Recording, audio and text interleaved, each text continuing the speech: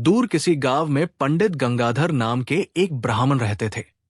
वे स्वभाव से अत्यंत सीधे, सरल और कुछ हद तक भोले थे।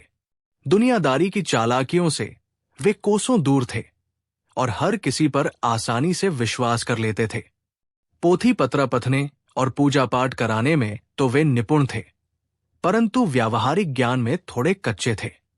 एक दिन पंडित गंगाधर को अपने घर में एक विशेष अनुष्ठान के लिए एक स्वस्थ बकरे की आवश्यकता पड़ी। उन्होंने अपनी पत्नी से कहा, हे प्रिया, कल प्रातःकाल मुझे शहर के पशु बाजार जाकर एक उत्तम बकरा लाना होगा। अनुष्ठान के लिए शुभ लक्षणों वाला बकरा ही चाहिए। अगली सुबह पंडित जी कुछ जमा पूंजी लेकर शहर के पशु बाजार की ओर निकल पड़े। बाजार में तरह तरह के जानवर थे, गाय, भैंसे, घोड़े और बकरियां भी। काफी देर तक घूमने और कई बकरों को देखने के बाद पंडित जी की नजर एक तगड़े काले रंग के बकरे पर पड़ी। वो बकरा देखने में हृष्टपुष्ट था, उसके सींग सुंदर थे और उसकी चाल में भी एक अजीब सी अकड़ थी। पंडित जी को वो बकरा अनुष्ठान के लिए एकदम उपयुक्त लगा। उन्होंने बकरे के मालिक से मोलभाव किया। मालिक भी पंडित जी की सरलता को भांप गया था। उसने बकरे का दाम कुछ बढ़ा चढ़ाकर बताया, लेकिन पंडित जी ने बिना ज्यादा हुज्जत किए कुछ कम करवाकर बकरा खरीद लिया। वे मन ही मन प्रसन्न थे कि उन्हें इतना अच्छा बकरा मिल गया। बकरे की रस्सी पकड़कर वे खुशी खुशी अपने गांव की ओर चल दिए। पंडित गंगाधर अभी शहर से कुछ ही दूर निकले थे कि उनकी नजर 3 व्यक्तियों पर पड़ी, जो सड़क किनारे एक पुराने बरगद के पेड़ के नीचे बैठे आपस में कुछ खुसुर पुसुर कर रहे थे। वे तीनों असल में कुख्यात ठग थे, कल्लू, भोलू और धनिया। उनका काम ही भोले भाले राहगीरों को अपनी बातों के जाल में फंसाकर लूटना था। जैसे ही उन्होंने पंडित गंगाधर को एक अच्छा खासा बकरा ले जाते देखा, उनकी आंखें चमक उठीं। कल्लू, जो उनका सरदार था, बोला, देखो भाइयों, शिकार खुद चलकर आ रहा है।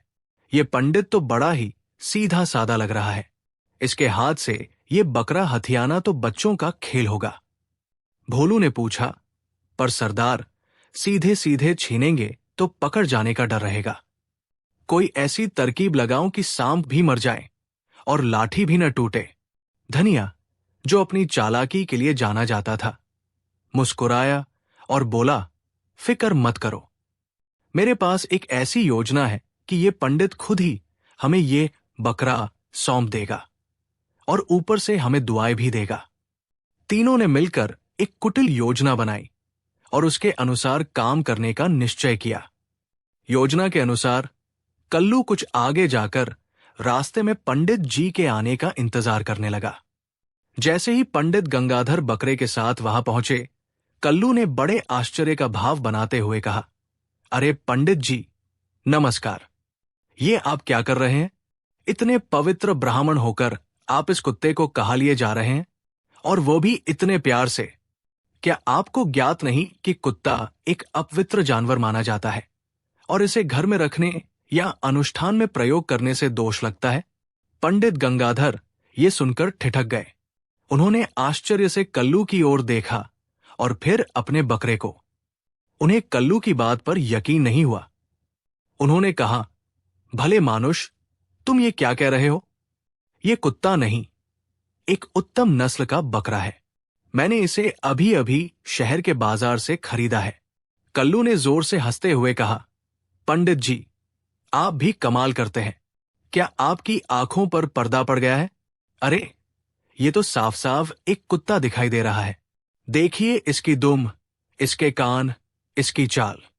कोई भी इसे देखकर कह देगा कि ये कुत्ता है।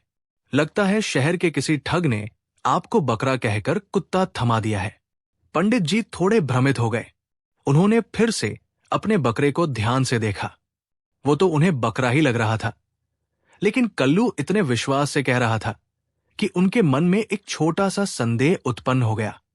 फिर भी उन्होंने दृढ़ता से कहा, नहीं नहीं, तुम गलती कर रहे हो। ये बकरा ही है। मैं जानवरों को पहचानता हूं। कल्लू ने कंधे उचकाते हुए कहा, ठीक है पंडित जी, जैसी आपकी मर्जी। मेरा काम तो आपको सचेत करना था।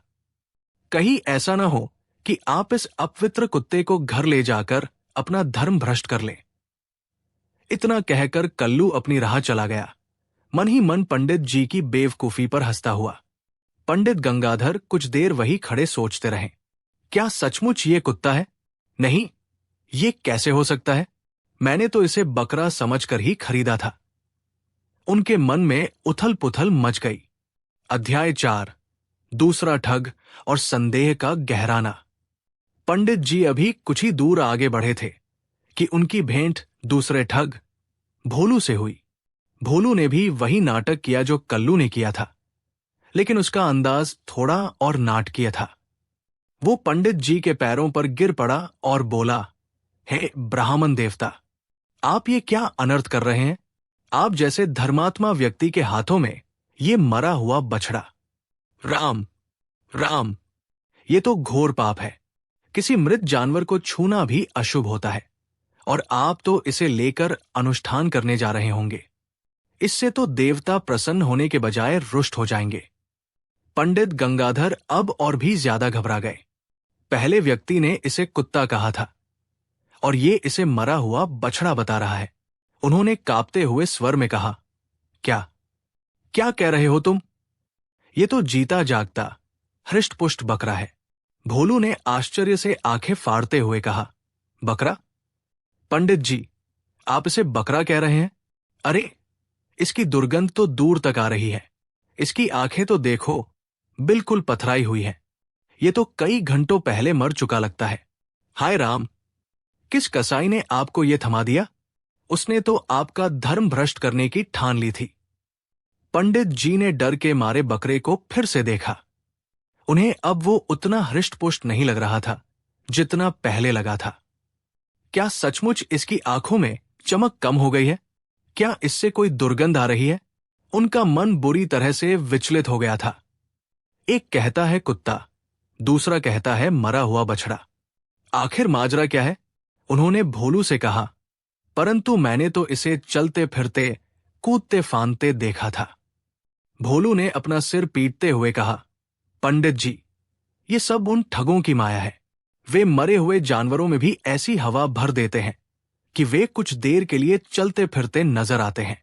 आप तो बहुत भोले हैं, उनकी चाल में फंस गए। मेरा तो यही सुझाव है कि आप इसे यही फेंक दें और अपने घर जाकर प्रायश्चित करें। इतना कहकर भोलू भी चला गया, पंडित जी को गहन चिंता और भ्रम में छोड़कर। पंडित गंगाधर का दिल जोर जोर से धड़क रहा था। उन्हें लगने लगा था कि शायद सचमुच उनके साथ कोई धोखा हुआ है। पंडित गंगाधर अब बहुत डरे हुए थे। उनके पैर कांप रहे थे और माथे पर पसीने की बूंदें चमक रही थी। वे उस जानवर को घूर रहे थे जिसे उन्होंने बड़े चाव से खरीदा था, और अब वो उन्हें किसी पहेली से कम नहीं लग रहा था। वे कुछ और आगे बढ़े तो उन्हें तीसरा ठग धनिया मिला। धनिया बड़ा ही धूर्त और बातों का जादूगर था। उसने पंडित जी को देखते ही विलाप करना शुरू कर दिया। हाय भगवान, घोर कलयुग आ गया है। ब्राह्मण होकर लोग गधे ढो रहे हैं। पंडित जी, ये आप क्या कर रहे हैं? इस गधे को लेकर आप कहाँ जा रहे हैं? क्या आपको शर्म नहीं आती? अब तो पंडित गंगाधर के होश उड़ गए। पहला बोला कुत्ता, दूसरा बोला मरा हुआ बछड़ा, और ये तीसरा इसे गधा बता रहा है। उनके मन का सारा विश्वास डगमगा गया। उन्हें पक्का यकीन हो गया कि ये कोई मायावी जानवर है जो अपना रूप बदल रहा है, या फिर उनकी आंखों ने उन्हें धोखा दिया है और वे सचमुच कोई अपवित्र जानवर खरीद लाए हैं। उन्होंने लगभग रोते हुए कहा, भैया, मैं क्या करूं? मुझे तो ये बकरा लग रहा था, पर सब इसे कुछ और ही बता रहे हैं। क्या ये सचमुच गधा है? धनिया ने बड़ी गंभीरता से कहा, पंडित जी, इसमें क्या संदेह है? इसके लंबे कान, इसकी आवाज। उसने बकरे की मैमै की आवाज को गधे की रेंग से जोड़ने की कोशिश की। सब कुछ तो गधे जैसा ही है। आप शायद बहुत थक गए हैं, इसलिए आपको भ्रम हो रहा है। ये जानवर निश्चित रूप से अपशकुनी है। इसे तुरंत अपने से दूर कर दीजिए, वरना आपके घर पर भारी विपत्ति आ सकती है। पंडित गंगाधर अब पूरी तरह टूट चुके थे। उन्हें लगा कि वे किसी शापित जानवर को घर ले जा रहे हैं, जिससे उनके परिवार और उनके यजमानों का अनिष्ट हो सकता है। उन्होंने डर के मारे बकरे की रस्सी छोड़ दी और बोले, हे भगवान, मुझसे बड़ी भूल हो गई। मैं इस अपवित्र जानवर को यही छोड़ देता हूं। तुम लोग धन्य हो जिन्होंने मुझे सचेत कर दिया, वरना अनर्थ हो जाता। इतना कहकर पंडित गंगाधर उस शापित जानवर को वहीं छोड़कर सिर पर पैर रखकर अपने गांव की ओर भाग खड़े हुए, मन ही मन भगवान से क्षमा याचना करते हुए। जैसे ही पंडित जी आंखों से ओझल हुए, तीनों ठग, कल्लू, भोलू और धनिया पेड़ के पीछे से निकले और जोर जोर से हंसने लगे। धनिया ने कहा, देखा सरदार, कहा था ना मैंने, ये पंडित खुद ही हमें ये गधा सौंप देगा। उन्होंने खुशी खुशी उस मोटे ताजे बकरे को पकड़ा और उसे बाजार में अच्छे दाम पर बेचने की योजना बनाने लगे। वे अपनी सफलता पर फूले नहीं समा रहे थे। पंडित गंगाधर हताश और निराश होकर अपने गांव लौटे। उनकी पत्नी ने जब उन्हें खाली हाथ और ऐसे बदहवास देखा तो चिंतित होकर पूछा, क्या हुआ स्वामी? बकरा कहाँ है और आप इतने परेशान क्यों लग रहे हैं? पंडित जी ने रोते रोते सारी आपबीती सुनाई। कैसे उन्होंने एक बकरा खरीदा और कैसे रास्ते में मिले 3 अलग अलग लोगों ने उसे कभी कुत्ता, कभी मरा हुआ बछड़ा और कभी गधा बताया, जिससे डरकर वे उसे वही छोड़ आए। उनकी पत्नी समझदार थी। उसे दाल में कुछ काला नजर आया। उसने कहा, स्वामी, मुझे लगता है कि आपके साथ कोई धोखा हुआ है। ऐसा कैसे हो सकता है कि एक ही जानवर को 3 लोग 3 अलग अलग चीजें बताएं? जरूर वे कोई ठग रहे होंगे जिन्होंने आपको मूर्ख बनाया है। पंडित जी को भी अब थोड़ा थोड़ा एहसास होने लगा कि शायद उनके साथ छल हुआ है। उनका क्रोध और दुख और बढ़ गया। उन्होंने निश्चय किया कि वे इस अन्याय की शिकायत बादशाह अकबर से करेंगे। अगले दिन पंडित गंगाधर आगरा पहुंचे और किसी तरह बादशाह अकबर के दरबार में उपस्थित होने में सफल हुए। उन्होंने अपनी सारी व्यथा बादशाह को सुनाई। बादशाह अकबर को पंडित जी की सरलता पर दया भी आई और उन ठगों पर क्रोध भी। बादशाह ने बीरबल की ओर देखा, जो पूरी कहानी बड़े ध्यान से सुन रहे थे।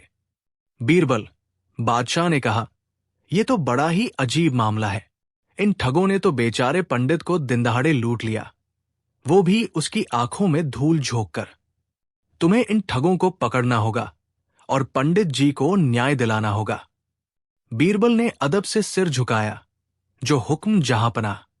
मैं पूरी कोशिश करूंगा कि पंडित जी को उनका बकरा वापस मिले और उन धूर्त ठगों को उनके किए की सजा। बीरबल ने पंडित गंगाधर से उन तीनों ठगों का हुलिया और जिस स्थान पर घटना घटी थी उसके बारे में विस्तार से पूछा। पंडित जी ने जो कुछ भी उन्हें याद था सब बता दिया। बीरबल समझ गए कि ये कोई साधारण चोर नहीं, बल्कि शातिर ठग हैं, जो लोगों को अपनी बातों से भ्रमित करके लूटते हैं। उन्हें पकड़ने के लिए कोई ऐसी ही चतुराई भरी योजना बनानी होगी। बीरबल ने अपने कुछ भरोसेमंद सिपाहियों को सादे वेश में उन इलाकों में भेजा जहां ऐसे ठगों के सक्रिय होने की संभावना थी, खासकर शहर के बाहर जाने वाले रास्तों और बाजारों के आसपास। उन्होंने सिपाहियों को निर्देश दिया कि वे ऐसे लोगों पर नजर रखें जो राहगीरों को अजीबोगरीब बातें कहकर भ्रमित करने की कोशिश कर रहे हों। कुछ दिनों की छानबीन के बाद सिपाहियों को कुछ सुराग मिले। पता चला कि 3 ठगों का एक गिरोह है जो इसी तरह लोगों को ठगता है। उनके नाम भी कल्लू, भोलू और धनिया बताए गए। बीरबल को यकीन हो गया कि ये वही ठग है। अब बीरबल ने उन्हें रंगे हाथों पकड़ने की एक योजना बनाई। उन्होंने पंडित गंगाधर को भी अपनी योजना में शामिल किया। अगले दिन बीरबल ने पंडित गंगाधर को एक बहुत ही कीमती और सुंदर दिखने वाला शॉल ओढ़ाया और उनके हाथ में एक सोने का दिखने वाला, असल में पीतल का, लोटा थमाया। उन्होंने पंडित जी से कहा कि वे उसी रास्ते से गुजरें जहां उनके साथ ठगी हुई थी और ऐसा दिखावा करें जैसे वे किसी बहुत बड़े अनुष्ठान से लौट रहे हैं और उनके पास बहुत सा धन धान्य है। बीरबल और उनके कुछ सिपाही थोड़ी दूरी पर भेष बदलकर छिप गए। पंडित गंगाधर बीरबल के निर्देशानुसार उसी रास्ते से गुजरने लगे। वे मन ही मन डरे हुए थे, पर बीरबल पर उन्हें पूरा भरोसा था। जैसा कि बीरबल ने सोचा था, उन तीनों ठगों की नजर पंडित जी पर पड़ी। कीमती शॉल और सोने जैसा चमकता लोटा देखकर उनकी आंखें फिर से चमक उठीं। उन्होंने सोचा, आज तो हाथ बड़ी मछली लगी है। सबसे पहले कल्लू आगे आया और पंडित जी को रोककर बोला, अरे पंडित जी, आज तो आप बड़े प्रसन्नचित्त लग रहे हैं। लगता है कोई बड़ा अनुष्ठान सफल हुआ है। परंतु ये आपके हाथ में क्या है? ये लोटा तो पीतल का लग रहा है और आप इसे सोने का समझकर इतने संभाल कर ले जा रहे हैं। कहीं किसी ने आपको फिर तो नहीं ठग लिया? पंडित जी बीरबल की सिखाई हुई बात के अनुसार घबराए हुए से बोले, क्या ये पीतल का है? पर मुझे तो यजमान ने इसे शुद्ध सोने का बताकर दिया था। तभी भोलू वहां धमका और बोला, अरे नहीं पंडित जी, ये कल्लू तो आपको बहका रहा है।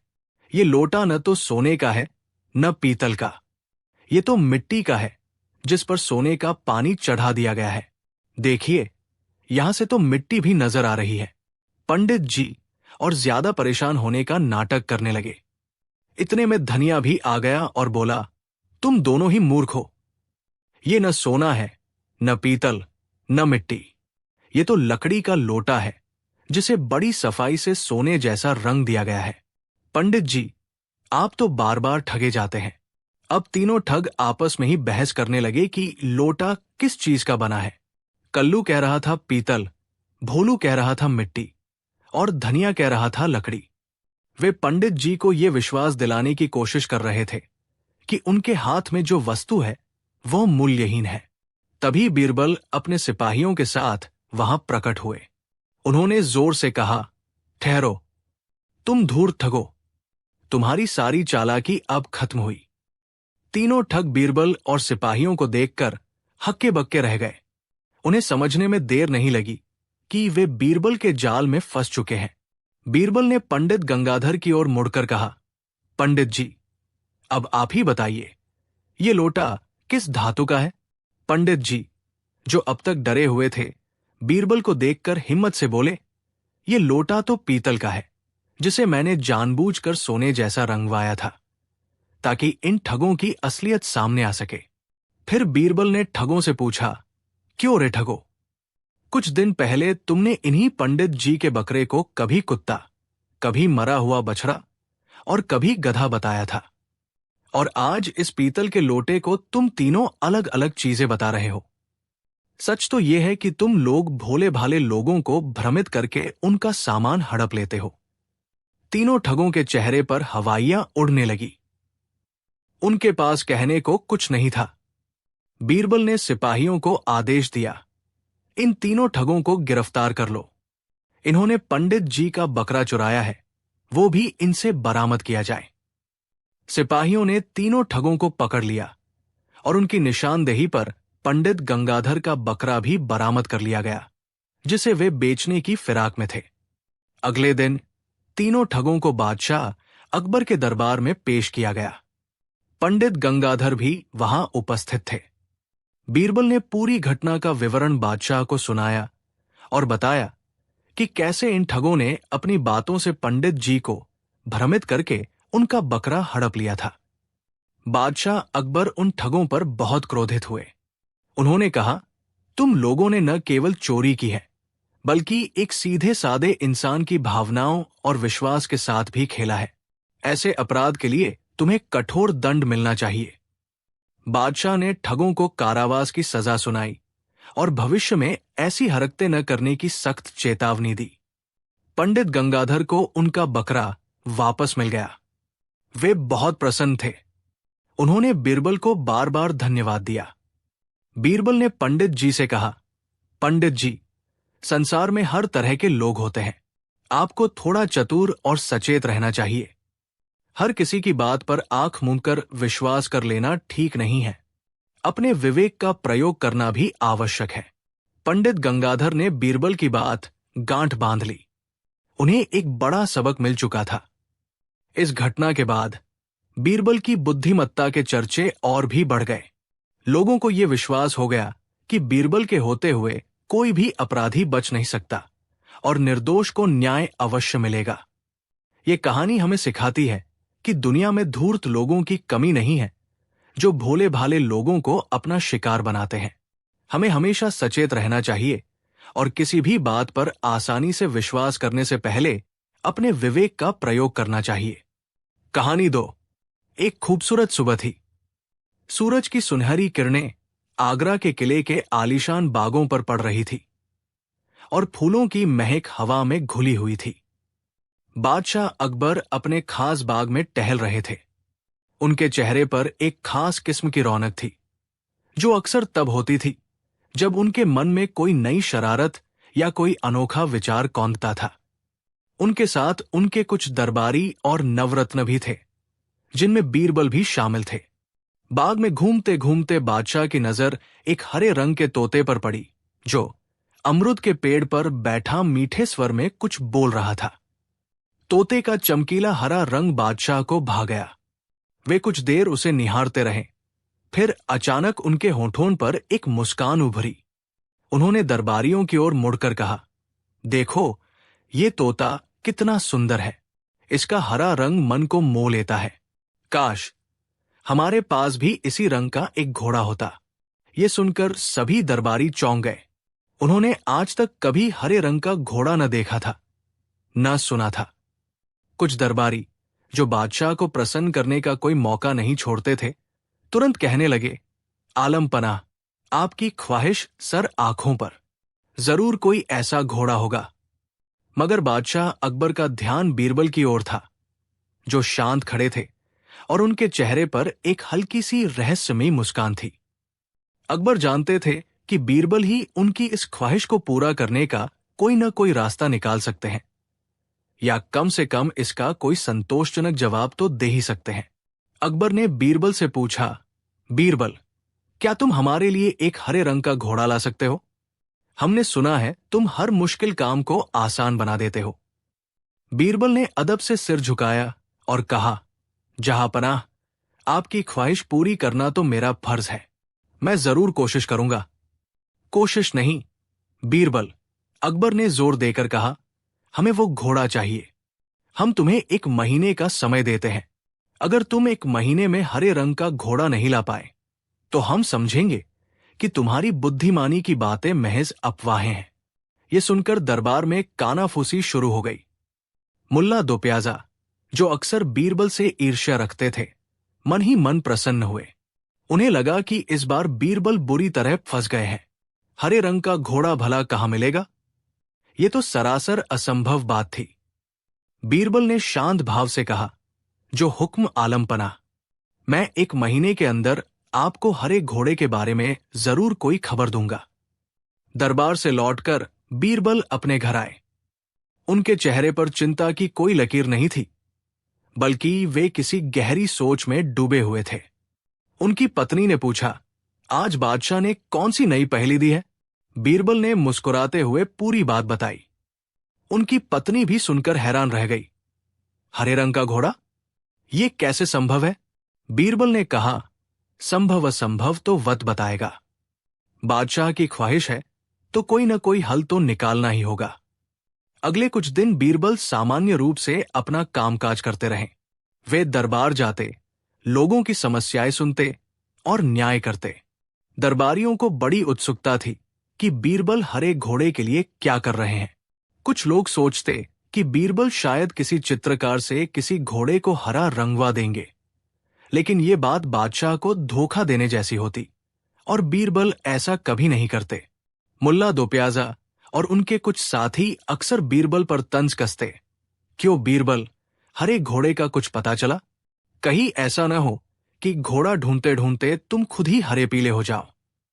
बीरबल उनकी बातों का जवाब मुस्कुराहट से देते और कहते, मुल्ला जी, सब्र का फल मीठा होता है और घोड़ा तो बहुत खास है, उसे ढूंढने में वक्त तो लगेगा ही।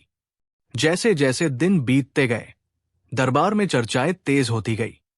कुछ लोग बीरबल की बुद्धिमानी पर भरोसा जताते, तो कुछ को यकीन था कि इस बार बीरबल की हार निश्चित है।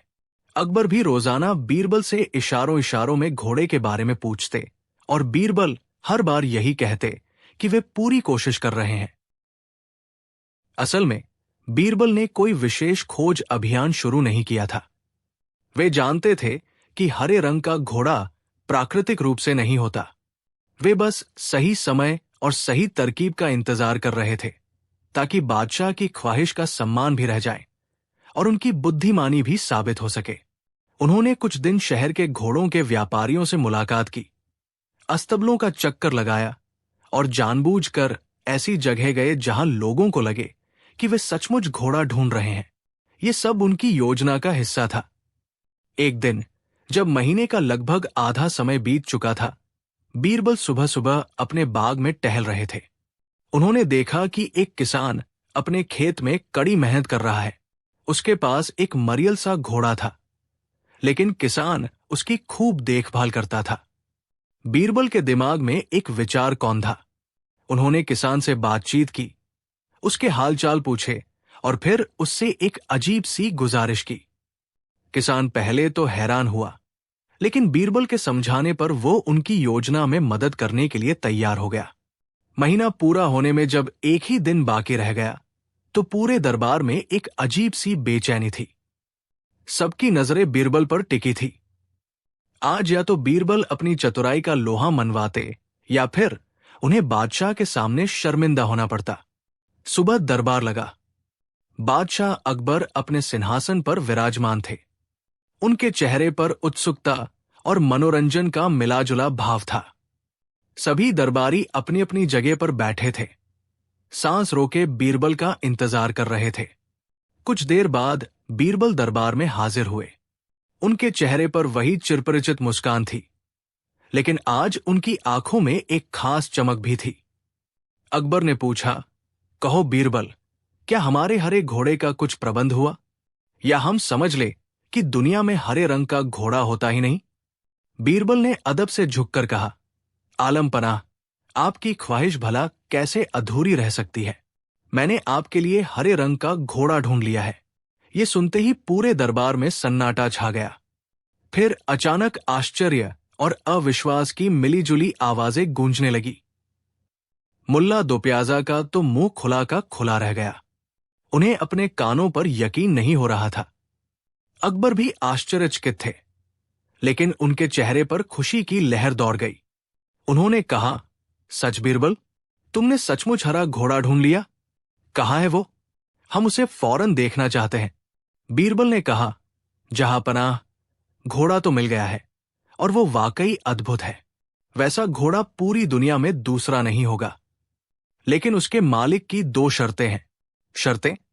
अकबर ने अपनी भ्रिकुटी चढ़ाते हुए पूछा। एक मामूली घोड़े के मालिक की इतनी हिम्मत कि वो शहंशाह के सामने शर्तें रखे? बीरबल ने विनम्रता से कहा, गुस्ताखी माफ हो आलम पनाह, लेकिन घोड़ा इतना नायाब है कि उसका मालिक कुछ विशेष अधिकार तो रखता ही है।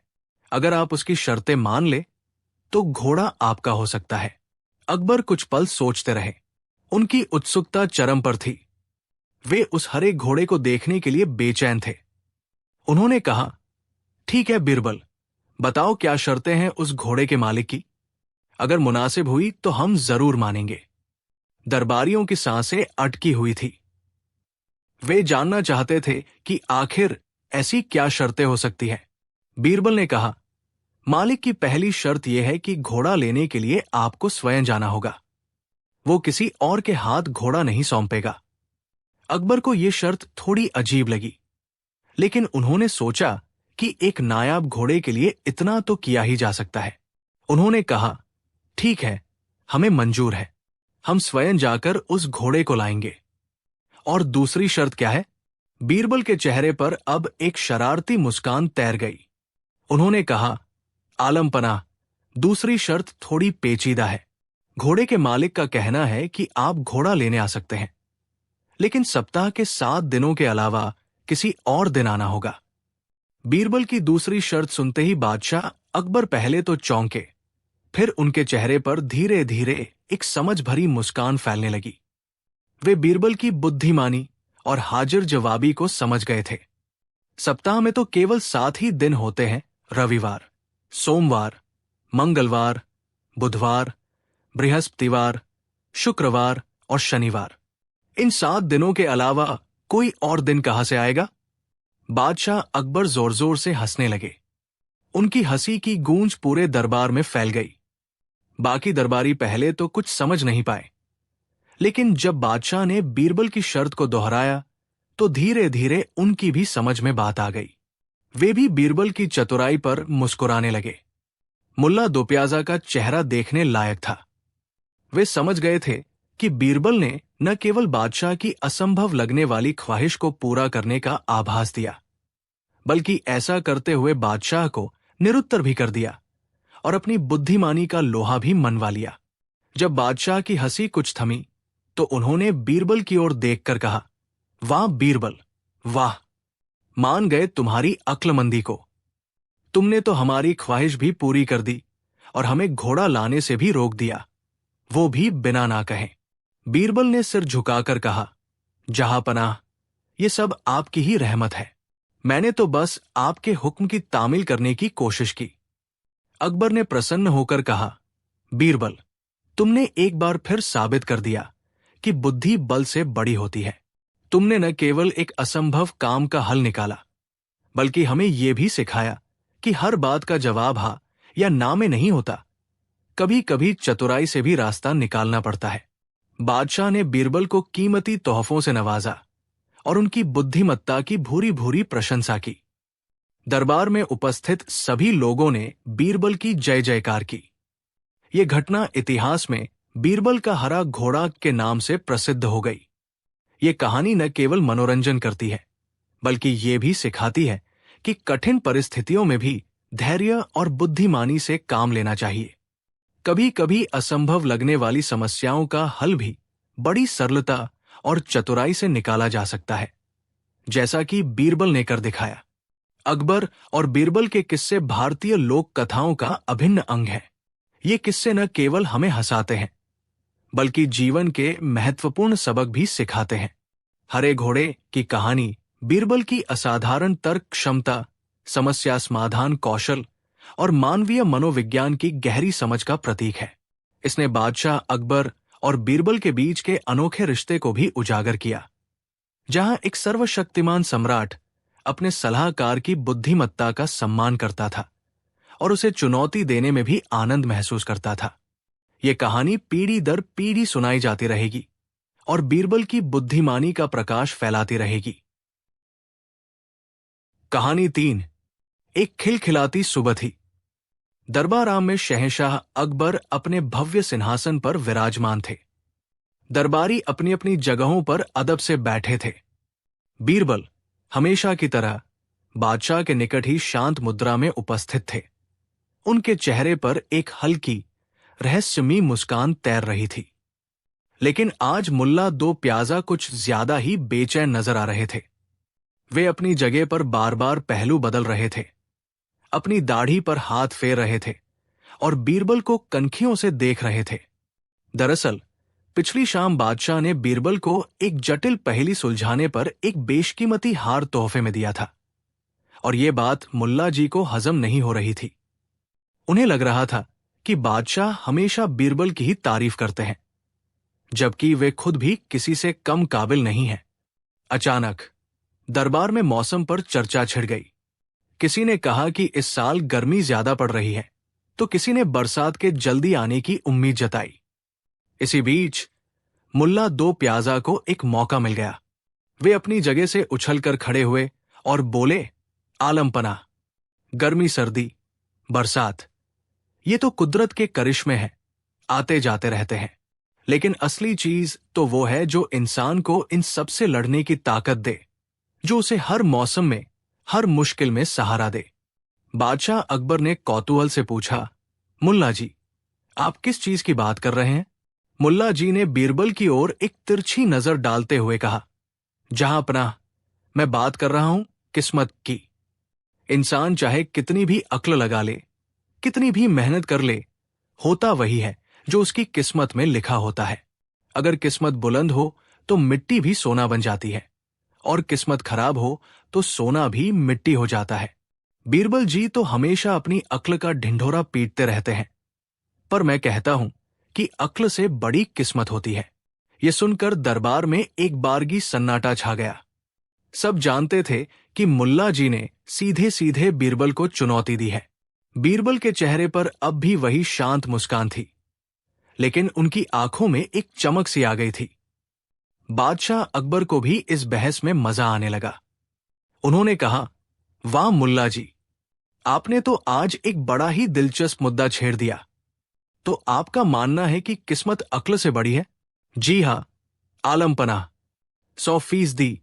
मुल्ला जी ने सीना फुलाकर कहा, और मैं ये साबित भी कर सकता हूं। अकबर ने बीरबल की ओर देखा। बीरबल, इस पर तुम्हारी क्या राय है? क्या तुम मुल्ला जी की बात से सहमत हो, या तुम्हारी अक्ल कुछ और कहती है? बीरबल ने अदब से सिर झुकाया। जहां पनाह, मुल्ला जी हमारे बुजुर्ग हैं और अनुभवी भी। उनकी बात में कुछ तो वजन होगा ही।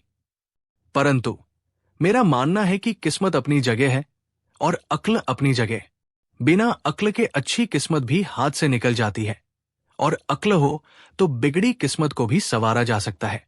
मुल्ला जी फौरन बोल पड़े, यही तो मैं सुनना चाहता था।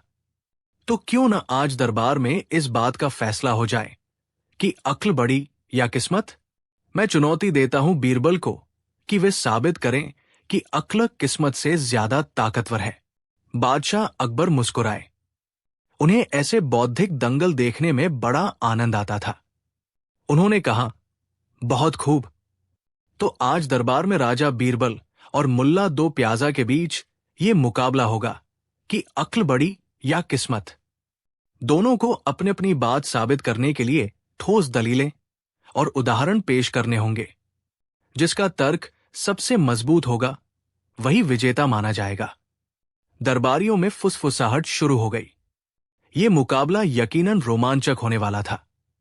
मुकाबले की घोषणा होते ही मुल्ला दो प्याजा की बांझें खिल गई। उन्हें लगा कि आज तो वे बीरबल को चारों खाने चित कर ही देंगे। वे बड़े आत्मविश्वास के साथ अपनी जगह से उठे, अपनी फैंसी पगड़ी को ठीक किया और बादशाह को सलाम करते हुए अपनी दलीलें पेश करनी शुरू की। आलम पनाह और दरबार अजीम, मैं आज ये साबित करके रहूंगा कि इंसान की जिंदगी में सबसे बड़ा किरदार किस्मत का होता है। देखिए, एक ही मां बाप की दो संतानें होती हैं। एक राजा बन जाता है और दूसरा रंक। क्यों? क्योंकि उनकी किस्मत अलग अलग होती है।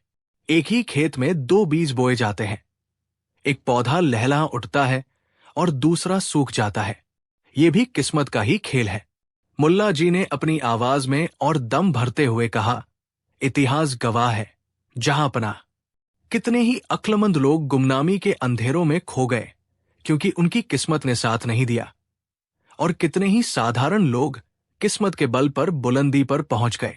आपने वो कहानी तो सुनी होगी कि एक गरीब लकड़हारा जंगल में लकड़ियां काट रहा था।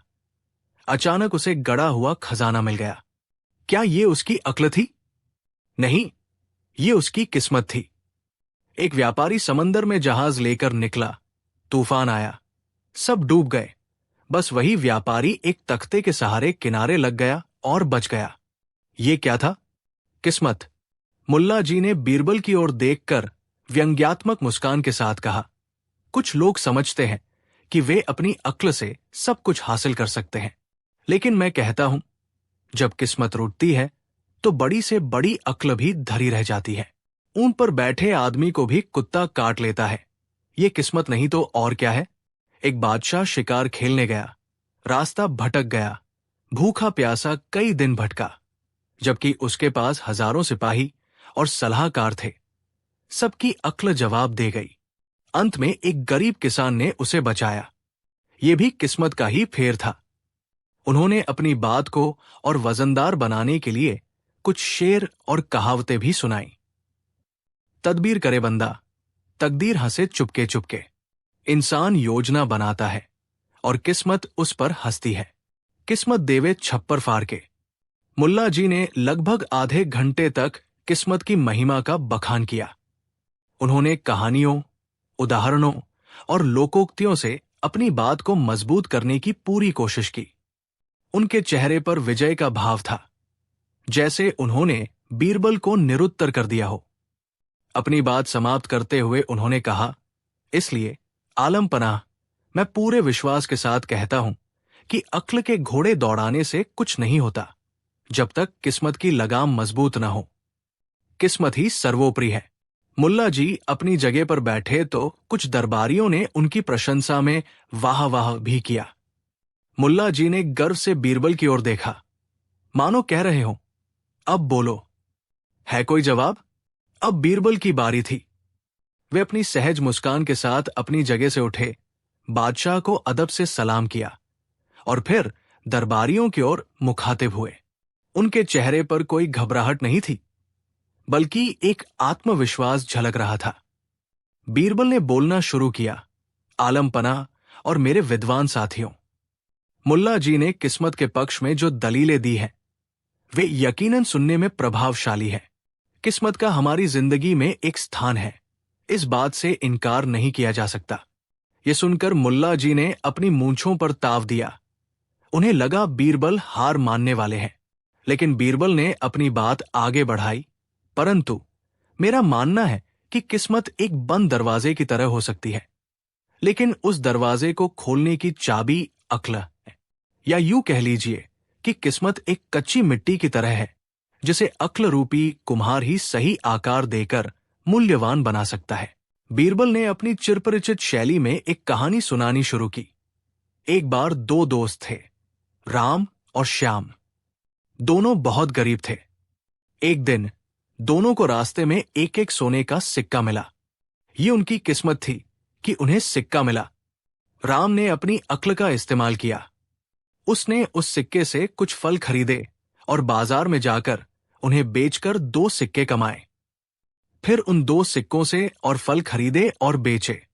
धीरे धीरे अपनी मेहनत और अक्ल से उसने एक छोटी सी दुकान खोल ली और कुछ ही सालों में एक अमीर व्यापारी बन गया। दूसरी ओर श्याम था। उसे भी सोने का सिक्का मिला था। उसने सोचा, वाह, किस्मत तो मुझ पर मेहरबान है। उसने उस सिक्के से बढ़िया खाना खाया, नए कपड़े खरीदे और सारा पैसा उड़ा दिया। फिर वो पहले की तरह ही गरीब हो गया और किस्मत को कोसने लगा कि उसे बस एक ही सिक्का क्यों मिला। बीरबल ने रुककर दरबारियों पर नजर डाली तो देखिए, किस्मत ने दोनों को बराबर मौका दिया, पर राम ने अपनी अक्ल से उस मौके का फायदा उठाया और अपनी किस्मत बदल दी, जबकि श्याम अपनी नासमझी के कारण जहां था वहीं रह गया। बीरबल ने मुल्ला जी की ओर देखकर कहा, मुल्ला जी ने लकड़हारे और खजाने की बात कही। यह सच है कि खजाना मिलना किस्मत थी, लेकिन अगर लकड़हारे में अक्ल न होती तो वो उस खजाने का क्या करता? हो सकता है वो उसे किसी मामूली पत्थर का टुकड़ा समझकर फेंक देता, या फिर उसका सही इस्तेमाल न कर पाता और लुटेरों के हाथों लुट जाता। खजाने को संभालना, उसे बढ़ाना, ये सब अक्ल का काम है। उन्होंने आगे कहा, मुल्ला जी ने व्यापारी के बचने की बात कही। ये भी किस्मत थी कि वो बच गया, लेकिन किनारे लगने के बाद अगर उसमें अक्ल न होती तो वो जंगल में भटक कर मर जाता। अपनी जान बचाना, भोजन और पानी का प्रबंध करना, सुरक्षित स्थान पर पहुंचना, ये सब अक्ल से ही संभव हुआ होगा। बीरबल ने अपनी बात को और स्पष्ट करते हुए कहा, अक्ल एक पतवार की तरह है। किस्मत की लहरें हमें कहीं भी ले जा सकती है, लेकिन अक्ल रूपी पतवार से हम अपनी नाव को सही दिशा दे सकते हैं, तूफानों से बच सकते हैं और मंजिल तक पहुंच सकते हैं। बिना अक्ल के तो अच्छी से अच्छी किस्मत भी रेत की तरह हाथ से फिसल जाती है। एक मूर्ख व्यक्ति को अगर राजपाट भी मिल जाए तो वो अपनी नासमझी से उसे गवा देगा, जबकि एक बुद्धिमान व्यक्ति अपनी अक्ल से छोटी सी झोपड़ी को भी महल बना सकता है। बीरबल ने एक और उदाहरण दिया। मान लीजिए 2 लोगों को एक बहुत उपजाऊ जमीन का टुकड़ा मिला। ये किस्मत है। एक ने अपनी अक्ल का इस्तेमाल करके उसमें हल चलाया, बीज बोए, सिंचाई की और भरपूर फसल पाई। दूसरे ने आलस्य किया, जमीन को यूं ही पड़ा रहने दिया और वो बंजर हो गई। तो क्या इसमें किस्मत का दोष था? अपनी बात समाप्त करते हुए बीरबल ने कहा, इसलिए जहां पनाह, मेरा मानना है कि किस्मत मौके दे सकती है, लेकिन उन मौकों को सफलता में बदलना अक्ल का काम है। अक्ल ही वो शक्ति है जो हमें सही और गलत का भेद बताती है, समस्याओं का समाधान सुझाती है और हमारी किस्मत को संवारने का मार्ग प्रशस्त करती है। बिना अक्ल के किस्मत भी लंगड़ी होती है।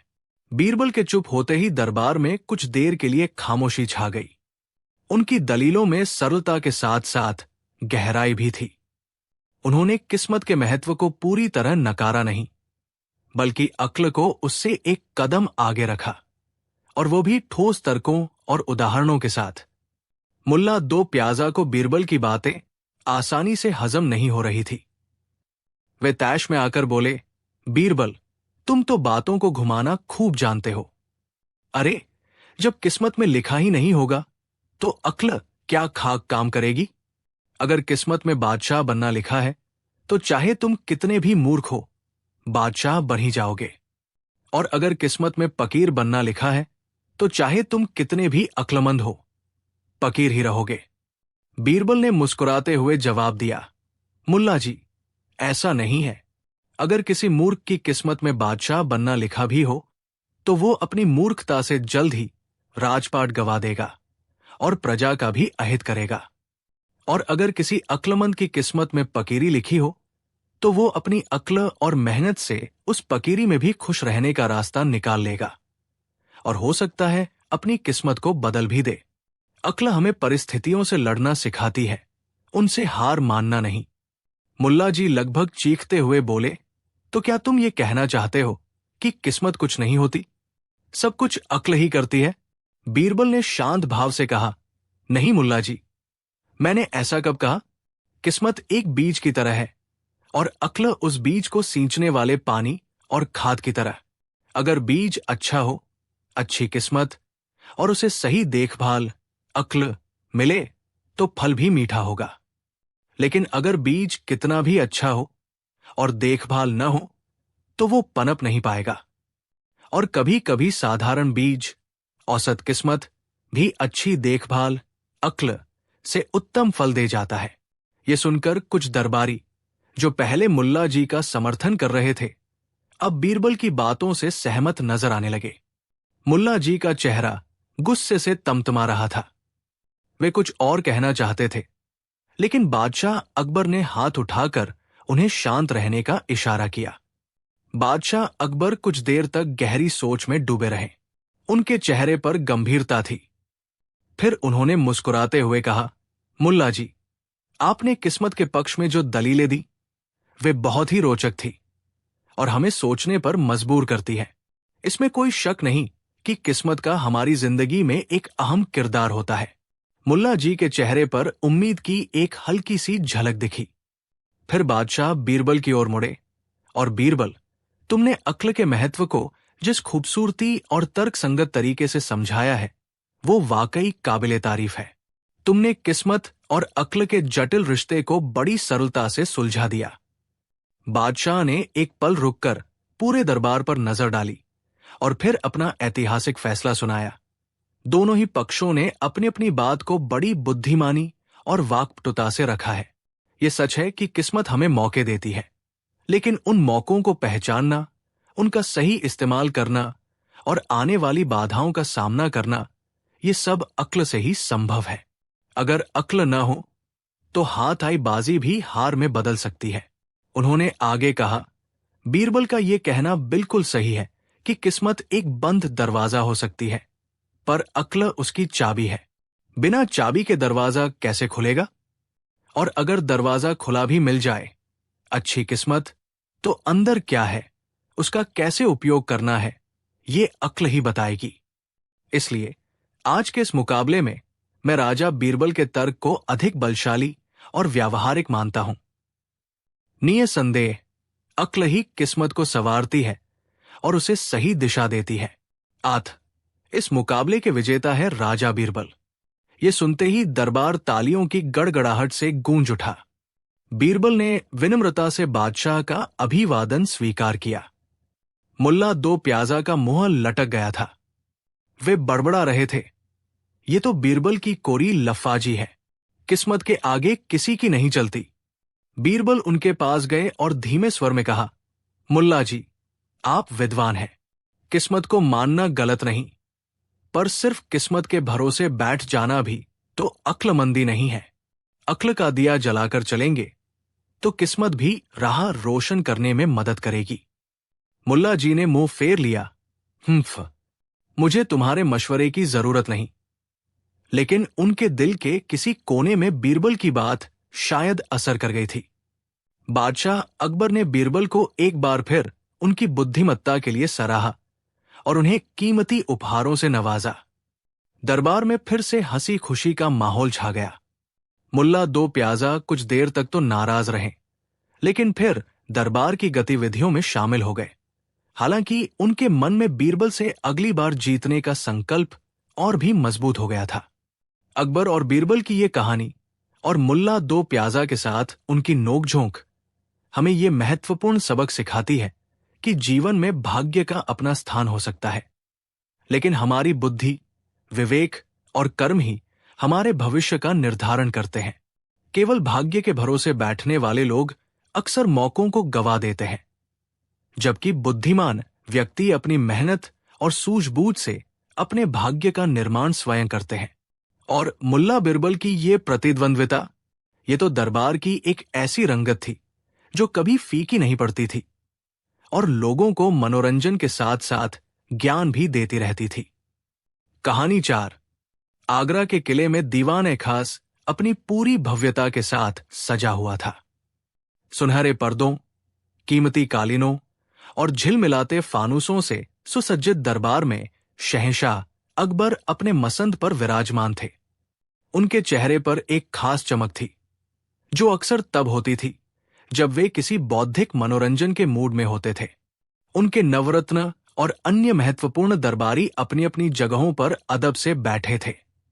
माहौल खुशनुमा था और हल्की फुल्की बातचीत का दौर चल रहा था। शाम ढल रही थी और बाहर से आती ठंडी हवा दरबार में एक सुखद एहसास घोल रही थी।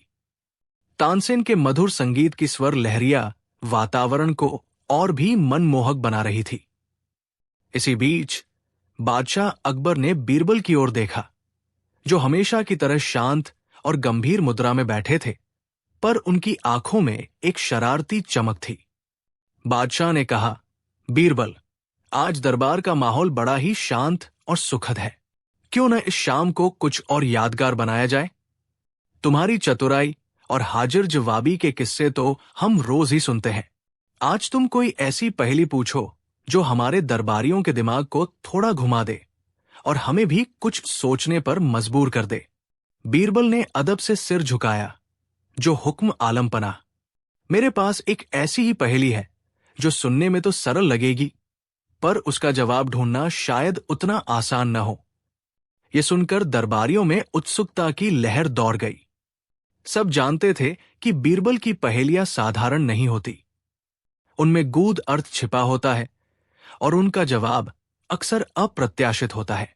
मुल्ला दो प्याजा, जो हमेशा बीरबल से प्रतिस्पर्धा में रहते थे, कान खड़े करके सुनने लगे, इस उम्मीद में कि शायद इस बार बीरबल की पहेली का जवाब वे सबसे पहले दे सके। बीरबल अपनी जगह से उठे, दरबार पर एक नजर डाली और फिर अपनी गंभीर परंतु मधुर आवाज में बोले, आलमपना और दरबार के सभी विद्वान सदस्यों, मेरी पहेली ध्यान से सुनिएगा। पूरा दरबार शांत हो गया। सबकी नजरें बीरबल पर टिकी थी। बीरबल ने अपनी पहेली कही, वो क्या है जो सबका है पर कोई उसे रख नहीं सकता? पहेली सुनते ही दरबार में एक क्षण के लिए सन्नाटा छा गया। फिर धीरे धीरे कानाफूसी शुरू हो गई। पहेली सुनने में बहुत सरल लग रही थी, लेकिन उसका अर्थ पकड़ना मुश्किल हो रहा था। बादशाह अकबर भी सोच में पड़ गए। सबका है पर कोई उसे रख नहीं सकता, उन्होंने मन ही मन दोहराया।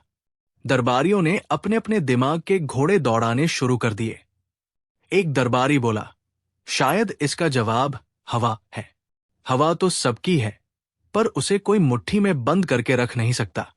बीरबल ने मुस्कुराते हुए कहा, विचार अच्छा है, पर हवा को कुछ हद तक गुब्बारों में या बंद कमरों में रखा जा सकता है। मेरी पहेली का जवाब इससे भी अधिक व्यापक है। दूसरे दरबारी ने कहा, क्या ये पानी है? पानी भी सबका है और बहते पानी को कोई रोक नहीं सकता। बीरबल ने कहा, पानी को भी बर्तनों में, तालाबों में और बांधों में रखा जा सकता है। मेरी पहेली का जवाब कुछ और है। मुल्ला दो प्याजा, जो अब तक चुपचाप सोच रहे थे, अचानक उछल पड़े। अरे, मुझे मिल गया जवाब। ये खुशबू है। खुशबू हवा में फैल जाती है, सबकी नाक तक पहुंचती है, पर उसे कोई पकड़ कर रख नहीं सकता। दरबारियों को यह जवाब काफी हद तक सही लगा। बादशाह ने भी प्रशंसात्मक दृष्टि से मुल्ला जी की ओर देखा, लेकिन बीरबल ने धीरे से सिर हिलाते हुए कहा, मुल्ला जी, आपका प्रयास सराहनीय है और खुशबू भी एक अच्छा उदाहरण है, परंतु इत्र की शीशी में खुशबू को काफी समय तक रखा जा सकता है। मेरी पहेली का जवाब इससे भी अधिक सटीक और सार्वभौमिक है। अब तो दरबारी और भी उलझन में पड़ गए। हवा, पानी, खुशबू, ये सब जवाब गलत साबित हो चुके थे। वे सोचने लगे कि ऐसी कौन सी चीज हो सकती है जो सबकी हो, लेकिन उसे कोई भी अपने पास स्थायी रूप से रख न सके। किसी ने कहा धूप, किसी ने कहा छाया, किसी ने कहा सपने, पर बीरबल हर जवाब को किसी न किसी तर्क से अपूर्ण बता देते। धूप को बादलों से ढका जा सकता है या दीवारों से रोका जा सकता है। छाया भी वस्तु के हटने से चली जाती है और उसे किसी सीमा में नहीं बांधा जा सकता, लेकिन वो रखी नहीं जाती। सपने व्यक्तिगत होते हैं, सबके नहीं, और उन्हें भी यादों में संजोया जा सकता है, भले ही अस्थायी रूप से। घंटों बीत गए। दरबारी थकने लगे थे, उनके दिमाग चकरा रहे थे। कुछ ने तो हार मान ली थी। बादशाह अकबर भी गहरी सोच में डूबे थे, पर उन्हें भी कोई संतोषजनक जवाब नहीं सूझ रहा था। शाम गहराने लगी थी और दरबार में मोमबत्तियां और मशाले जल उठी थी। पहेली का जवाब न मिलने से दरबारियों के चेहरे पर निराशा झलकने लगी थी। बादशाह अकबर अब और भी उत्सुक हो उठे थे। वे बीरबल की बुद्धिमत्ता के कायल थे और जानते थे कि उनकी पहेली का जवाब जरूर कोई बहुत ही गहरा और सार्थक होगा। बादशाह ने बीरबल से कहा, बीरबल, तुम्हारी पहेली ने तो आज पूरे दरबार को चक्कर में डाल दिया है। अब और रहस्य मत बनाओ, हमें इसका सही जवाब बताओ। हमारी उत्सुकता बढ़ती ही जा रही है। बीरबल ने मुस्कुराते हुए कहा, आलम पनाह, मैं तो चाहता था कि दरबारी स्वयं इस पर थोड़ा और विचार करें। कभी कभी जवाब हमारी आंखों के सामने ही होता है, पर हम उसे देख नहीं पाते। मुल्ला दो प्याजा झुझलाकर बोले, बीरबल, तुम हमेशा ऐसी ही गोलमोल बातें करते हो। अगर जवाब इतना ही आसान है तो बताओ ना, हम सब कब से परेशान हो रहे हैं। बीरबल ने मुल्ला जी की ओर देखकर कहा, मुल्ला जी, सब्र का फल मीठा होता है और कभी कभी जवाब ढूंढने की प्रक्रिया जवाब से भी ज्यादा आनंददायक होती है। लेकिन बादशाह की उत्सुकता को देखते हुए बीरबल समझ गए कि अब जवाब बताने का समय आ गया है। उन्होंने दरबार में एक बार फिर शांति स्थापित करने का इशारा किया। जब दरबार में पूरी तरह शांति छा गई तो बीरबल ने अपनी गंभीर आवाज में कहा, आलम पनाह और सभी उपस्थित सज्जनों, मेरी पहेली थी। वो क्या है जो सबका है पर कोई उसे रख नहीं सकता? उन्होंने एक पल का विराम लिया, सबकी आंखों में झांका और फिर धीरे से कहा, इसका जवाब है नाम या यश, कीर्ति। जवाब सुनते ही पूरे दरबार में एक गहरा सन्नाटा छा गया। फिर धीरे धीरे दरबारियों के चेहरों पर समझ और आश्चर्य के भाव उभरने लगे। बीरबल ने अपनी बात को स्पष्ट करते हुए कहा, देखिए, नाम या यश हर व्यक्ति का होता है, अच्छा हो या बुरा, छोटा हो या बड़ा, हर किसी की एक पहचान होती है, एक नाम होता है। ये नाम या यश पूरी दुनिया में फैल सकता है, ये सबका हो सकता है, यानी सब इसे जान सकते हैं, पहचान सकते हैं, इसके बारे में बात कर सकते हैं। परंतु बीरबल ने जोर देकर कहा, कोई भी व्यक्ति अपने नाम या यश को मुट्ठी में बंद करके, किसी तिजोरी में बंद करके या किसी वस्तु की तरह अपने पास रख नहीं सकता। ये अमूर्त है। ये लोगों के दिलों में, उनकी यादों में और इतिहास के पन्नों में रहता है। आप इसे कमा सकते हैं, इसे बढ़ा सकते हैं या इसे गवा भी सकते हैं, लेकिन आप इसे भौतिक रूप से अपने अधिकार में नहीं रख सकते। उन्होंने आगे समझाया, एक राजा का यश उसकी प्रजा के दिलों में होता है, उसकी न्यायप्रियता में होता है। एक विद्वान का यश उसके ज्ञान और उसकी रचनाओं में होता है। एक कलाकार का यश उसकी कला में जीवित रहता है।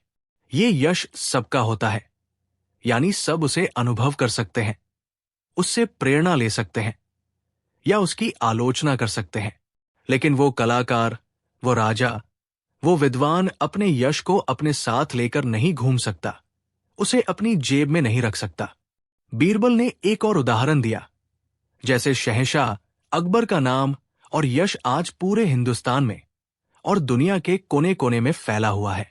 ये सबका है, क्योंकि सब इसे जानते हैं। पर क्या आप स्वयं इस यश को किसी भौतिक वस्तु की तरह अपने पास रख सकते हैं? नहीं। ये तो आपके कर्मों, आपके न्याय और आपकी महानता का प्रतिबिंब है, जो लोगों के मन में बसा हुआ है। बीरबल का जवाब सुनकर सभी दरबारी स्तब्ध रह गए। जवाब इतना सरल, इतना स्पष्ट और इतना गहरा था कि किसी ने इस दिशा में सोचा ही नहीं था। हवा, पानी, खुशबू जैसे भौतिक उत्तरों में उलझे हुए वे इस अमूर्त सत्य तक पहुंच ही नहीं पाए थे। मुल्ला दो प्याजा का मुंह खुला का खुला रह गया। उन्हें मानना पड़ा कि बीरबल की सोच उनसे कहीं आगे थी। बादशाह अकबर के चेहरे पर एक गहरी संतुष्टि और प्रशंसा का भाव था। वे बीरबल की बुद्धिमत्ता से एक बार फिर अभिभूत थे। उन्होंने जोर से कहा, वाह बीरबल, वाह! क्या खूब जवाब दिया है। तुमने तो एक साधारण सी पहेली में जीवन का इतना बड़ा सत्य छिपा रखा था। सचमुच नाम और यश ऐसी ही चीजें हैं जो होती तो हमारी हैं, पर हम उन्हें बांध कर नहीं रख सकते। वे तो हमारे कर्मों की सुगंध है, जो हवा में फैलती है और सबको महसूस होती है। बादशाह ने आगे कहा, तुम्हारी इस पहेली ने हमें यह भी सिखाया कि हमें अपने नाम और यश की चिंता करनी चाहिए, अच्छे कर्म करने चाहिए, ताकि हमारा नाम इतिहास में सुनहरे अक्षरों में लिखा जाए। क्योंकि यही वो चीज है जो हमारे जाने के बाद भी जीवित रहती है, जो सबकी होती है, पर जिसे कोई छीन नहीं सकता और न ही कोई भौतिक रूप से अपने पास रख सकता है। दरबार में उपस्थित सभी लोगों ने बीरबल की बुद्धिमत्ता की भूरी भूरी प्रशंसा की। तालियों की गड़गड़ाहट से दीवाने खास गूंज उठा। बीरबल ने विनम्रता से सिर झुकाकर सबका अभिवादन स्वीकार किया। उपसंहार: बीरबल की ये पहेली और उसका जवाब इतिहास में अमर हो गए।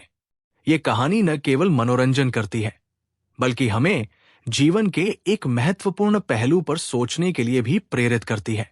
यह हमें सिखाती है कि भौतिक वस्तुएं नश्वर हैं, लेकिन हमारा नाम, हमारा यश, हमारे कर्मों का परिणाम हमेशा जीवित रहता है। ये वो धरोहर है जो हम आने वाली पीढ़ियों के लिए छोड़ जाते हैं। कहानी 5। एक सर्द सुबह, जब आगरा का किला कोहरे की चादर में लिपटा हुआ था, शहंशाह अकबर के दरबार में एक असामान्य अतिथि का आगमन हुआ। ये अतिथि कोई राजा या राजदूत नहीं, बल्कि दूर देश फारस से आया एक प्रसिद्ध विद्वान था, जिसका नाम मिर्जा इस्फहानी था। मिर्जा इस्फहानी अपनी असाधारण बुद्धिमत्ता, तर्क क्षमता और विशेष रूप से पहेलियां बनाने और सुलझाने की कला के लिए पूरे मध्य एशिया में विख्यात थे। उनकी ख्याति सुनकर ही बादशाह अकबर ने उन्हें अपने दरबार में आमंत्रित किया था। मिर्जा इस्फहानी का व्यक्तित्व भी उनकी ख्याति के अनुरूप ही प्रभावशाली था। लंबी दाढ़ी, तीक्ष्ण आंखें और चेहरे पर विद्वत्ता का तेज। उन्होंने बादशाह अकबर को अदब से सलाम किया और फारसी भाषा में कुछ ऐसे शेर पढ़े जो ज्ञान और बुद्धिमत्ता की प्रशंसा में थे। बादशाह अकबर मिर्जा इस्फहानी के ज्ञान और व्यक्तित्व से अत्यंत प्रभावित हुए।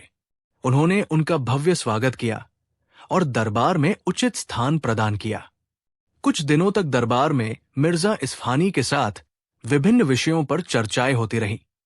उनके ज्ञान और तर्क से सभी दरबारी, यहां तक कि मुल्ला दो प्याजा भी, जो स्वयं को बड़ा ज्ञानी समझते थे, प्रभावित हुए बिना न रह सके। बीरबल भी मिर्जा इस्फानी की विद्वत्ता का सम्मान करते थे, परंतु वे ये भी जानते थे कि मिर्जा इस्फानी के यहां आने का एक और भी उद्देश्य हो सकता है, अपनी बुद्धिमत्ता का प्रदर्शन करना और शायद हिंदुस्तान के सबसे बुद्धिमान व्यक्ति यानी बीरबल को चुनौती देना। कुछ दिनों बाद जब मिर्जा इस्फानी दरबार के माहौल से पूरी तरह परिचित हो गए, उन्होंने एक दिन बादशाह अकबर से एक विशेष अनुरोध किया। आलम पनाह, मिर्जा इस्फानी ने अपनी गंभीर आवाज में कहा, मैंने आपके दरबार और आपके नवरत्नों की बुद्धिमत्ता की बहुत प्रशंसा सुनी है, विशेषकर राजा बीरबल की। मैं एक छोटी सी पहेली आपके समक्ष प्रस्तुत करना चाहता हूं। यह पहेली मैंने स्वयं रची है और आज तक कोई भी इसका संतोषजनक उत्तर नहीं दे पाया है। यदि आपके दरबार में कोई इसका हल निकाल सका तो मैं मान जाऊंगा कि हिंदुस्तान की धरती वास्तव में बुद्धिमत्ता का केंद्र है। बादशाह अकबर को ऐसी बौद्धिक चुनौतियों में बड़ा आनंद आता था। उन्होंने मुस्कुराते हुए कहा, मिर्जा जी, आपका स्वागत है। आप अपनी पहेली प्रस्तुत करें। हमें विश्वास है कि हमारे दरबारी, विशेषकर बीरबल, आपको निराश नहीं करेंगे। मिर्जा इस्फानी के चेहरे पर एक रहस्यमयी मुस्कान उभरी। उन्होंने अपनी जेब से एक छोटा सा रेशमी कपड़े में लिपटा हुआ संदूक निकाला। संदूक को खोलकर उन्होंने उसमें से एक और भी छोटा हाथी दांत का बना नक्काशीदार बक्सा निकाला। दरबारियों की उत्सुकता बढ़ती जा रही थी। फिर मिर्जा इस्फानी ने अपनी पहेली कहना शुरू किया। उनकी आवाज पूरे दरबार में गूंज रही थी। मैं वो जो जन्म से ही अंधा है, फिर भी दुनिया को राह दिखाता हूं। मुझ में जबान नहीं, पर सच बोलता हूं और भविष्य का भी ज्ञान कराता हूं। कभी मैं छोटा, कभी बड़ा हो जाता हूं। पानी से डरता, आग से प्यार जताता हूं। राजा हो या रंक, सबको मेरी जरूरत पड़ती है। बताओ क्या हूं मैं, जो बिन आंखों के भी दुनिया पढ़ता हूं। पहेली सुनते ही पूरे दरबार में गहरा सन्नाटा छा गया। यह पहेली जितनी सुनने में सरल लग रही थी, उतनी ही गूढ़ और उलझी हुई थी। दरबारी एक दूसरे का मुंह देखने लगे। जन्म से अंधा, पर राह दिखाता है, बिना जबान के सच बोलता है और भविष्य बताता है। पानी से डरता, आग से प्यार, ये कैसी विचित्र बातें थी। बादशाह अकबर ने दरबारियों को कुछ समय सोचने के लिए दिया। दरबार में तरह तरह की कानाफूसी होने लगी। एक दरबारी, जो ज्योतिष में रुचि रखता था, उठा और बोला, आलम पनाह, मेरे विचार से इसका उत्तर ज्योतिष की गणना या पंचांग हो सकता है। ये जन्म से अंधा नहीं होता, पर यह भविष्य बताता है और राह भी दिखाता है। मिर्जा इस्फानी ने हल्के से सिर हिलाते हुए कहा, नहीं श्रीमान, पंचांग में तो अक्षर होते हैं, वो पढ़ा जा सकता है। मेरी पहेली का पात्र तो जन्म से ही अंधा है। फिर एक और दरबारी, जो दर्शन शास्त्र का ज्ञाता था, बोला, शायद इसका उत्तर विवेक या अंतरात्मा की आवाज है। ये हमें सही राह दिखाती है और सच भी बोलती है। मिर्जा इस्फानी ने कहा, विवेक अमूर्त है और वो छोटा बड़ा कैसे हो सकता है, और पानी और आग से उसका क्या संबंध। मुल्ला दो प्याजा भी कहा पीछे रहने वाले थे। उन्होंने अपनी अक्लमंदी का प्रदर्शन करते हुए कहा, मिर्जा जी, ये तो कोई ग्रंथ या पवित्र पुस्तक होनी चाहिए। ये ज्ञान देती है, राह दिखाती है और इसमें सत्य वचन होते हैं। मिर्जा इस्फानी ने मुस्कुराते हुए कहा, मुल्ला जी, ग्रंथ तो आंखों वालों के लिए होते हैं और मेरी पहेली का पात्र तो जन्म से ही अंधा है और फिर भी दुनिया को पढ़ता है। एक के बाद एक कई दरबारियों ने अपने अपने अनुमान लगाए। किसी ने सूरज कहा, किसी ने चांद, किसी ने नक्शा, तो किसी ने सिक्का। हर उत्तर में पहेली का कोई एकाध पहलू तो मिलता था, पर कोई भी उत्तर सभी शर्तों पर खरा नहीं उतर पा रहा था। समय बीतता जा रहा था। दरबार में निराशा और बेचैनी बढ़ने लगी थी। बादशाह अकबर के माथे पर भी चिंता की लकीरें उभर आई थी। उन्हें लगने लगा था कि शायद पहली बार उनके दरबार की बुद्धिमत्ता किसी विदेशी विद्वान के सामने कमजोर पड़ जाएगी। मिर्जा इस्फहानी के चेहरे पर एक विजयी मुस्कान थी, जिसे वे छिपाने की कोशिश कर रहे थे। इन सब के बीच राजा बीरबल शांत बैठे थे। उनकी आंखें बंद थी और वे किसी गहरी सोच में डूबे हुए थे। पहेली की हर पंक्ति उनके मन में घूम रही थी। जन्म से अंधा, राह दिखाता, बिन जबान सच, भविष्य का ज्ञान, छोटा बड़ा, पानी से डर, आग से प्यार, सबकी जरूरत। मुल्ला दो प्याजा ने बीरबल की चुप्पी पर तंज कसते हुए कहा, क्यों बीरबल जी, आज आपकी अक्ल घास चरने चली गई क्या? या इस पहेली ने आपके होश उड़ा दिए? बीरबल ने धीरे से अपनी आंखें खोली, पर कुछ बोले नहीं। उनके चेहरे पर अभी भी गहन चिंतन के भाव थे। वे जानते थे कि यह कोई साधारण पहेली नहीं है। इसका उत्तर किसी भौतिक वस्तु में नहीं, बल्कि किसी ऐसे प्रतीक में छिपा हो सकता है जो इन सभी विरोधाभासी गुणों को अपने में समेटे हो। उन्होंने मिर्जा इस्फहानी से कुछ प्रश्न पूछने की अनुमति मांगी। मिर्जा जी, क्या आपकी पहेली का उत्तर कोई जीवित प्राणी है या कोई निर्जीव वस्तु? मिर्जा इस्फहानी ने कहा, यह निर्जीव है, पर उसमें जीवन का सार झलकता है। बीरबल ने फिर पूछा, क्या यह प्राकृतिक है या मानव निर्मित? मिर्जा ने उत्तर दिया, यह मानव निर्मित है, पर प्रकृति के नियमों का पालन करता है। इन जवाबों से बीरबल को कुछ और सोचने की दिशा मिली। वे फिर से अपनी आंखें बंद करके गहरे चिंतन में डूब गए। दरबार में सुई पटक सन्नाटा था।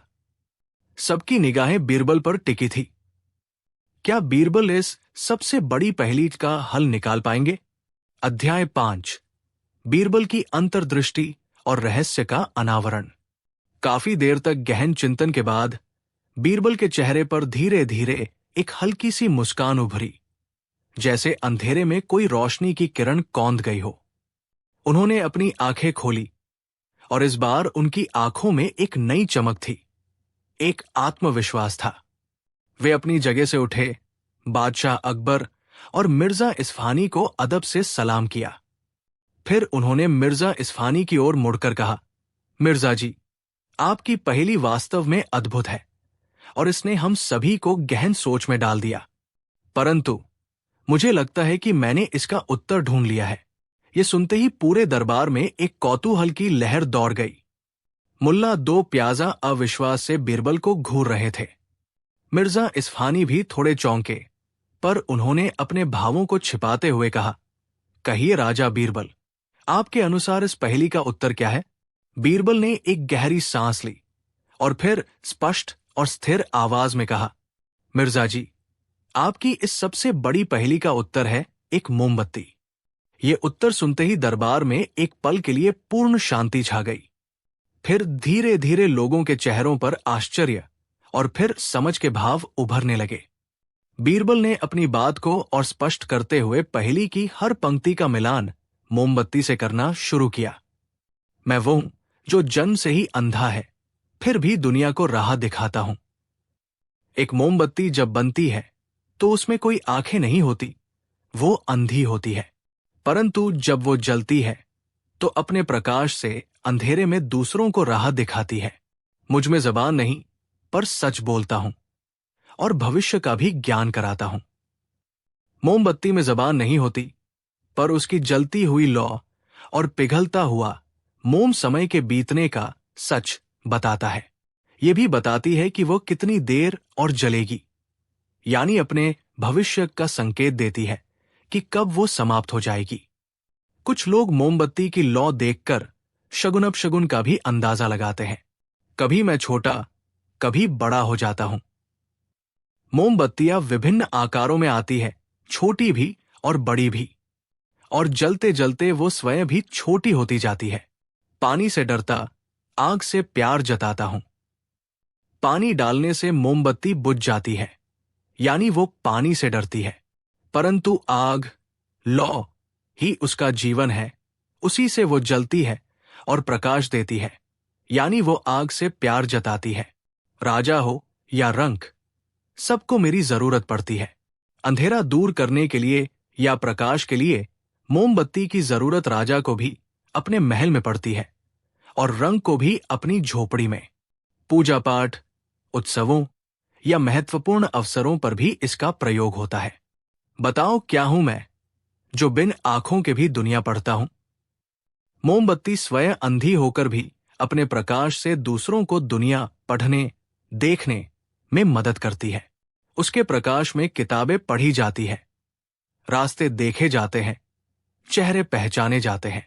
बीरबल की इस विस्तृत और तर्कपूर्ण व्याख्या को सुनकर पूरा दरबार स्तब्ध रह गया। हर कोई उनकी बुद्धिमत्ता और सूक्ष्म दृष्टि का कायल हो गया था। उन्होंने पहेली के हर विरोधाभासी पहलू को कितनी सरलता और सटीकता से मोमबत्ती के साथ जोड़ दिया था। मिर्जा इस्फहानी, जो अब तक अपने चेहरे पर एक रहस्यमयी मुस्कान बनाए हुए थे, बीरबल की व्याख्या सुनकर अवाक रह गए। उनके चेहरे का रंग बदल गया। वे कुछ देर तक बीरबल को एकटक देखते रहे, फिर उनके होठों पर एक सच्ची प्रशंसा की मुस्कान उभरी। उन्होंने खड़े होकर बीरबल के लिए तालियां बजानी शुरू कर दी। उनकी देखा देखी पूरा दरबार तालियों की गड़गड़ाहट से गूंज उठा। मिर्जा इस्फहानी ने आगे बढ़कर बीरबल का हाथ थाम लिया और कहा, राजा बीरबल, मैं आपकी बुद्धिमत्ता के सामने नतमस्तक हूं। आपने मेरी इस पहेली का जो उत्तर और जिस प्रकार व्याख्या की है, वो अद्भुत है। सचमुच यही इस पहेली का सही उत्तर है। आज तक कोई भी इसके इतने करीब ही नहीं पहुंच पाया था। आपने न केवल पहेली को हल किया है, बल्कि उसकी आत्मा को भी समझ लिया है। उन्होंने बादशाह अकबर की ओर मुड़कर कहा, आलम पनाह, हिंदुस्तान की धरती वास्तव में बुद्धिमत्ता का केंद्र है और राजा बीरबल इसके सबसे चमकते हुए सितारे हैं। मैं अपनी हार स्वीकार करता हूं और राजा बीरबल की प्रतिभा का लोहा मानता हूं। बादशाह अकबर का चेहरा गर्व से दमक रहा था। उन्होंने बीरबल की पीठ थपथपाते हुए कहा, बीरबल, तुमने एक बार फिर साबित कर दिया कि तुम्हारी बुद्धि का कोई सानी नहीं। तुमने न केवल हमारे दरबार की, बल्कि पूरे हिंदुस्तान की लाज रख ली। बादशाह ने बीरबल को उनकी इस असाधारण सफलता के लिए बेशकीमती तोहफों से नवाजा और मिर्जा इस्फहानी का भी सम्मान किया कि वे इतनी अद्भुत पहेली लेकर आए। उपसंहार: सबसे बड़ी पहेली का ये किस्सा इतिहास में बीरबल की बुद्धिमत्ता के चरम उदाहरणों में से एक बन गया। ये कहानी हमें सिखाती है कि कोई भी समस्या या पहेली कितनी भी कठिन क्यों न लगे, यदि धैर्य, गहन चिंतन और सही दृष्टिकोण के साथ उसका सामना किया जाए तो उसका हल अवश्य निकलता है। बीरबल की सफलता का रहस्य उनकी रटेटाई जानकारी में नहीं, बल्कि उनकी मौलिक सोच, सूक्ष्म अवलोकन शक्ति और हर चीज को एक नए नजरिए से देखने की क्षमता में निहित था। कहानी 6। उन दिनों आगरा शहर और उसके आसपास के गांवों में चोरियों की वारदातें अचानक बहुत बढ़ गई थी। चोर इतने शातिर और दुस्साहसी थे कि वे न केवल आम नागरिकों के घरों में सेंध लगाते, बल्कि कभी कभी तो धनी व्यापारियों और यहां तक कि सरकारी खजाने पर भी हाथ साफ करने की कोशिश करते। सबसे ज्यादा परेशानी की बात यह थी कि ये चोर अपने पीछे कोई सुराग नहीं छोड़ते थे, जिससे उन्हें पकड़ना लगभग नामुमकिन हो गया था। शहर के कोतवाल और सिपाही रात दिन गश्त लगाते, पर चोर उनकी पकड़ में नहीं आते थे। प्रजा में भय का माहौल व्याप्त था। लोग रात को ठीक से सो भी नहीं पाते थे। ये खबर जब शहंशाह अकबर तक पहुंची तो वे बहुत चिंतित हुए। अपनी प्रजा की सुरक्षा और सल्तनत की इज्जत उनके लिए सर्वोपरि थी। उन्होंने अपने दरबार में इस समस्या पर गहन चर्चा की। कोतवाल को कड़ी फटकार लगाई गई और उसे जल्द से जल्द चोरों को पकड़ने का हुक्म दिया गया। दरबार के कई अमीरों और सलाहकारों ने अपनी अपनी राय दी, पर कोई ठोस समाधान नजर नहीं आ रहा था। अंत में बादशाह अकबर ने अपनी उम्मीद भरी निगाहों से बीरबल की ओर देखा। बीरबल, बादशाह ने कहा, ये चोरों का गिरोह तो हमारी सल्तनत की नाक में दम किए हुए है। प्रजा त्रस्त है और हमारे सिपाही नाकाम साबित हो रहे हैं। हमें तुम्हारी बुद्धिमानी पर पूरा भरोसा है। क्या तुम कोई ऐसा उपाय सुझा सकते हो जिससे इन शातिर चोरों को पकड़ा जा सके और उनके सरदार को सलाखों के पीछे पहुंचाया जा सके? बीरबल, जो अब तक शांत बैठे सारी चर्चा सुन रहे थे, अदब से उठे और बोले, आलम पनाह, आपकी चिंता जायज है। ये चोर निश्चित रूप से बहुत चालाक और संगठित है। इन्हें पकड़ने के लिए हमें पारंपरिक तरीकों से हटकर कुछ सोचना होगा। मुझे कुछ समय दीजिए। मैं इस मामले की तह तक पहुंचने और इन अपराधियों को न्याय के कटघरे में लाने का पूरा प्रयास करूंगा। बादशाह ने बीरबल को इस काम के लिए पूरी छूट और आवश्यक संसाधन मुहैया कराने का आश्वासन दिया। बीरबल जानते थे कि ये काम आसान नहीं है। ये चोर इतने शातिर थे कि वे किसी अजनबी पर आसानी से भरोसा नहीं करेंगे। इसलिए बीरबल ने स्वयं भेष बदलकर इस गिरोह के बारे में जानकारी इकट्ठा करने का फैसला किया। अगले कुछ दिनों तक बीरबल एक साधारण ग्रामीण या कभी व्यापारी का भेष धरकर शहर के विभिन्न हिस्सों, खासकर उन इलाकों में घूमने लगे जहां चोरियों की वारदातें ज्यादा हुई थी। वे चाय की दुकानों, सरायखानों और बाजारों में लोगों से घुलते मिलते, उनकी बातें सुनते और चोरों के बारे में जो भी अफवाहें या जानकारी मिलती उसे ध्यान से अपने मन में बैठाते। उन्होंने देखा कि चोरों का एक खास तरीका था। वे ज्यादातर उन्हीं घरों को निशाना बनाते थे जहां उन्हें पहले से किसी अंदरूनी व्यक्ति से जानकारी मिली हो या जहां सुरक्षा व्यवस्था कमजोर हो। वे बहुत सफाई से काम करते थे और कभी भी जरूरत से ज्यादा हिंसा का प्रयोग नहीं करते थे, जिससे लोग उन्हें शरीफ चोर भी कहने लगे थे। हालांकि ये एक व्यंग्य ही था। बीरबल को यह भी पता चला कि इन चोरों का एक सरदार है जो बहुत ही बुद्धिमान और चालाक माना जाता है। उसका नाम किसी को ठीक से पता नहीं था, पर लोग उसे उस्ताद या सरदार कहकर बुलाते थे। ये सरदार ही सारी योजनाओं को अंजाम देता था और कभी खुद सामने नहीं आता था। कई दिनों की छानबीन के बाद बीरबल को एक महत्वपूर्ण सुराग मिला। उन्हें पता चला कि शहर के बाहरी इलाके में एक पुरानी वीरान सी सराय है जहां अक्सर कुछ संदिग्ध किस्म के लोग रात के अंधेरे में इकट्ठा होते हैं। बीरबल को शक हुआ कि ये सराय चोरों का अड्डा हो सकती है। बीरबल ने उस वीरान सराय पर नजर रखने का फैसला किया। एक रात वे एक फटे पुराने कंबल में लिपटे एक गरीब मुसाफिर का भेष धरकर उस सराय के पास पहुंचे। सराय के बाहर एक बूढ़ा चौकीदार बैठा ऊँघ रहा था। बीरबल ने उससे रात गुजारने के लिए जगह मांगी। चौकीदार ने कुछ आनाकानी के बाद उन्हें सराय के एक कोने में अस्तबल के पास सोने की इजाजत दे दी। बीरबल सोने का नाटक करते हुए आसपास की गतिविधियों पर कान लगाए रहे। आधी रात के करीब उन्होंने कुछ लोगों को घोड़ों पर सवार होकर आते और चुपचाप सराय के पिछले हिस्से में जाते देखा। उनकी आहट और फुसफुसाहट से बीरबल को यकीन हो गया कि ये वही चोर है। कुछ देर बाद सराय के मुख्य कमरे से धीमी रोशनी और बातचीत की आवाजें आने लगी।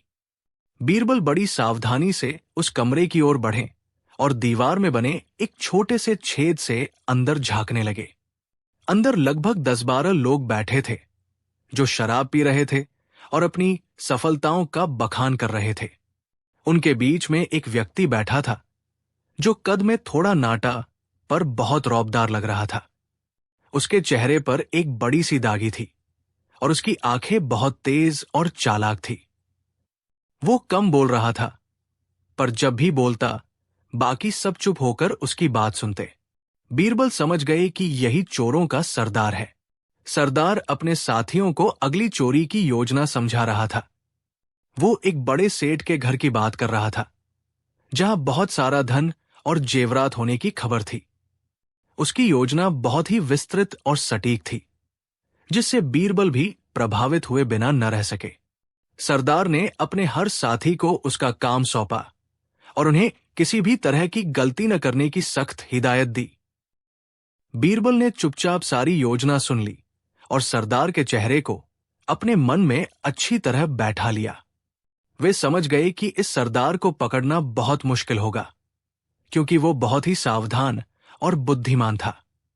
अगले दिन बीरबल दरबार में पहुंचे और बादशाह अकबर को अपनी अब तक की छानबीन के बारे में बताया। उन्होंने चोरों के सरदार और उनकी अगली योजना के बारे में भी जानकारी दी।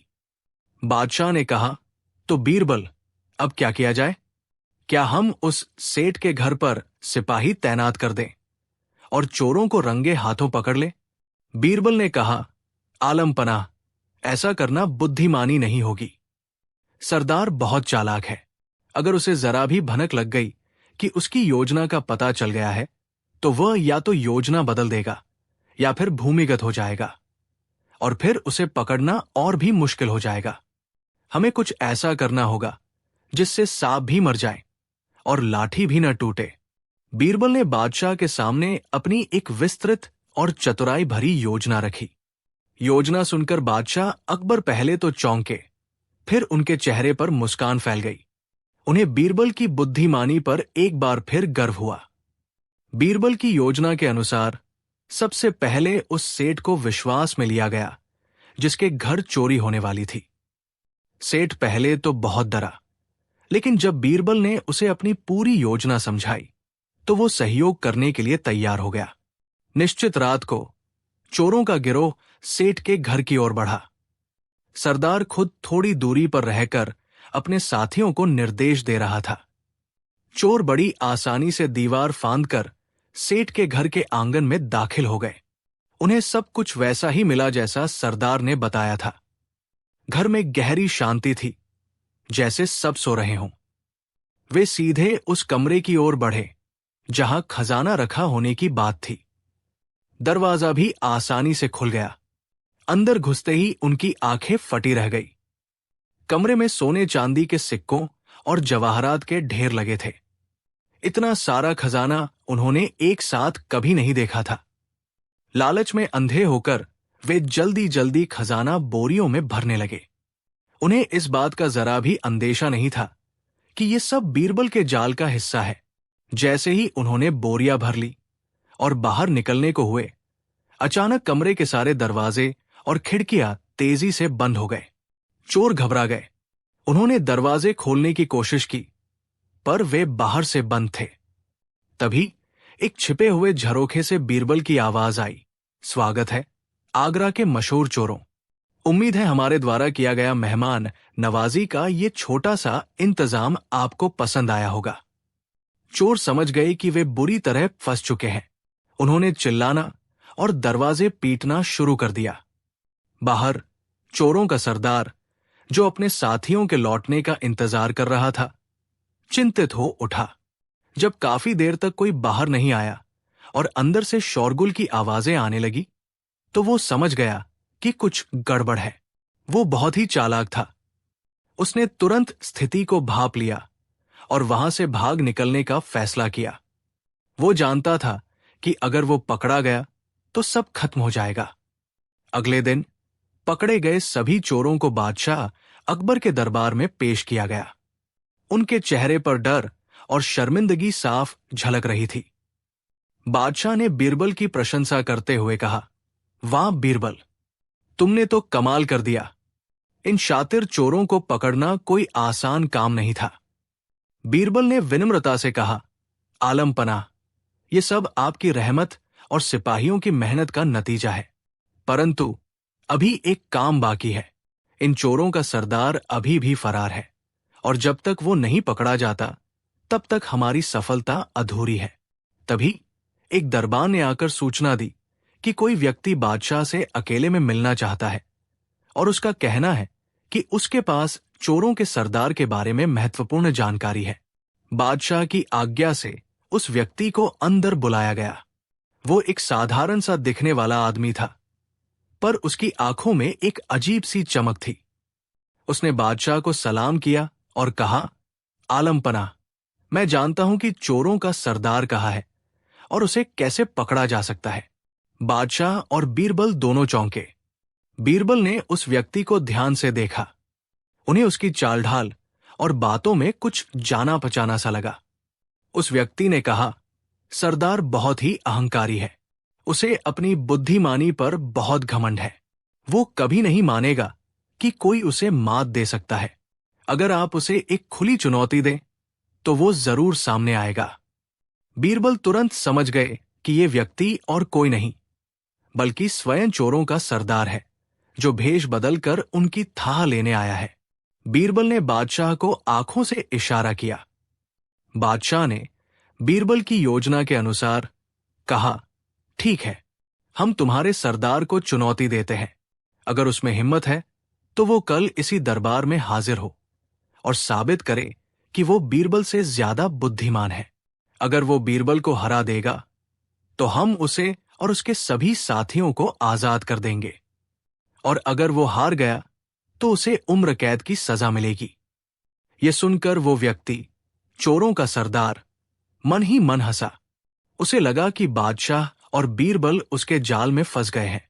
उसने सोचा कि वो आसानी से बीरबल को हरा देगा और अपने साथियों को छुड़ा लेगा। उसने चुनौती स्वीकार कर ली और अगले दिन आने का वादा करके चला गया। अगले दिन दरबार खचाखच भरा हुआ था। सबकी निगाहें उस मुकाबले पर टिकी थी जो बीरबल और चोरों के सरदार के बीच होने वाला था। चोरों का सरदार अपने असली रूप में पूरे आत्मविश्वास के साथ दरबार में हाजिर हुआ। बादशाह अकबर ने मुकाबले के नियम बताए। दोनों को एक दूसरे से 3-3 पहेलियां या प्रश्न पूछने थे। जो सही जवाब नहीं दे पाएगा वो हार जाएगा। सबसे पहले चोरों के सरदार ने बीरबल से एक बहुत ही कठिन पहेली पूछी, जो उसने कई साल पहले किसी विदेशी व्यापारी से सीखी थी। दरबार में सन्नाटा छा गया। बीरबल ने कुछ देर सोचा और फिर मुस्कुराते हुए उसका सही जवाब दे दिया। सरदार थोड़ा हैरान हुआ। फिर बीरबल ने सरदार से एक बहुत ही सरल सी दिखने वाली पर गूढ़ पहेली पूछी। सरदार अहंकार में था। उसने पहेली को हल्के में लिया और उसका गलत जवाब दे दिया। उसका चेहरा थोड़ा उतर गया। मुकाबला आगे बढ़ा। सरदार ने अपनी दूसरी पहेली पूछी, जो काफी उलझी हुई थी।